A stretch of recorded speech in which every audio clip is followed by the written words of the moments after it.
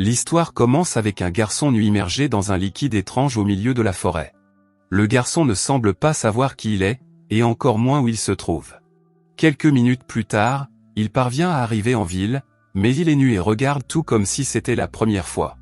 Après avoir effrayé quelques piétons, la police arrive enfin et l'emmène dans un centre de détention où elle l'enferme pour exhibitionnisme.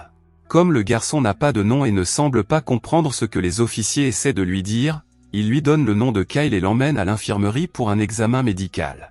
En examinant le corps de Kyle, il constate qu'il est parfait pour son âge, il n'a pas un seul bouton, pas une seule verrue et n'a pas de nombril, ce qui est extrêmement rare et attire l'attention du médecin de garde.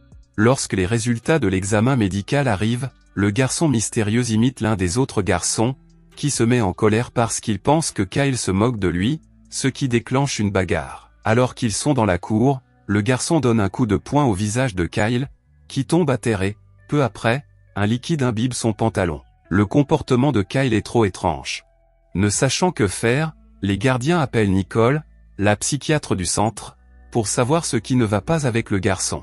C'est un garçon étrange, mais complètement innocent pour le monde extérieur.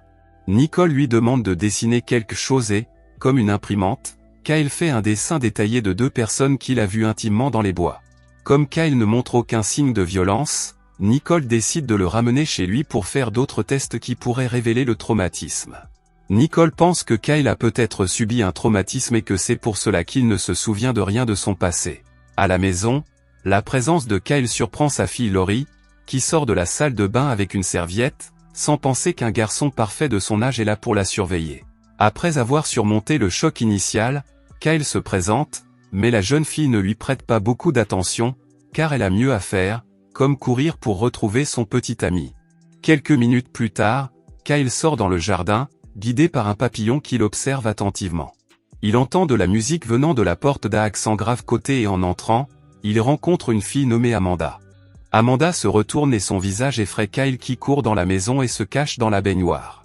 C'est alors que Josh, le frère de Laurie, entre dans la salle de bain avec un magazine pour adultes. Alors que le jeune homme s'amuse avec les photos inappropriées à son âge, Kyle lui fait peur et le garçon court vers sa mère, mais oublie de cacher le magazine. Après avoir puni Josh, Nicole entend la sonnette. C'est Carol, la mère d'Amanda, qui vient se plaindre de la frayeur que Kyle a faite à sa fille ce matin, mais celle-ci semble attirée par Kyle. Ce soir-là, Stephen, le père de famille, rentre à la maison. Nicole lui présente Kyle et lui dit que le garçon va rester avec eux pendant quelques jours. Pendant le dîner, il se passe quelque chose d'impressionnant, car Kyle prononce ses premiers mots,